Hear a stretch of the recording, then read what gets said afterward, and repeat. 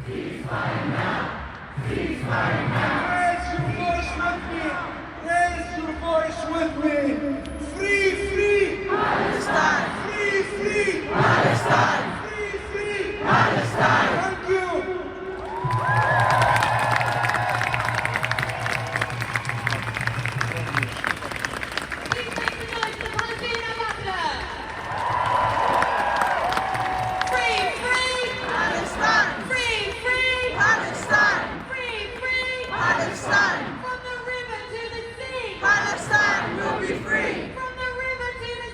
Palestine will be free. From the river to the sea, Palestine will be free.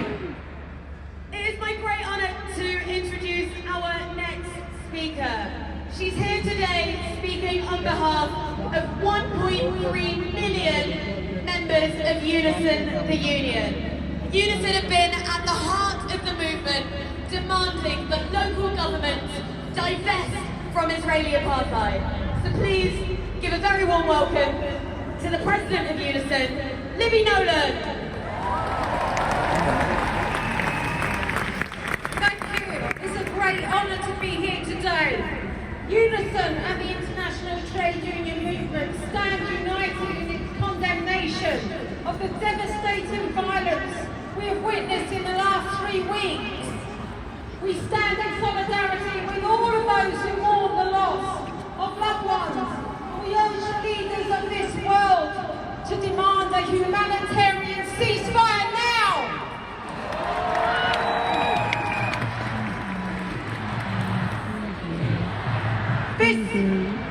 This brutal and indiscriminate bombing campaign has left no safe place for Palestinians, claiming thousands of lives and resulting in life-changing injuries for thousands more. In Gaza, the neighbourhoods have been turned to dust and over half the population displaced.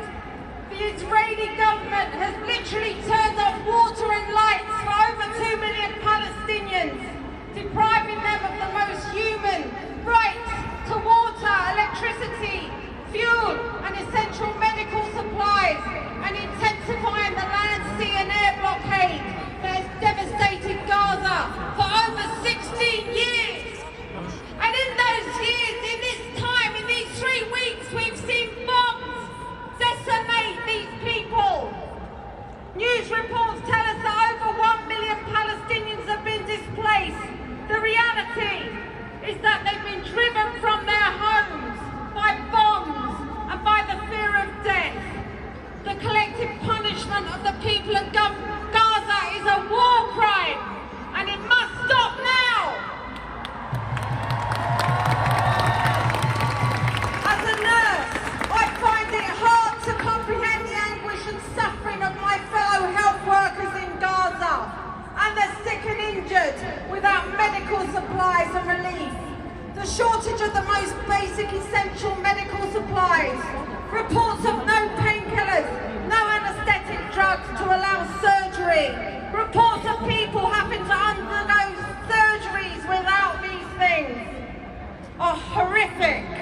We have seen in recent weeks to stand against those who seek to divide our communities and our class.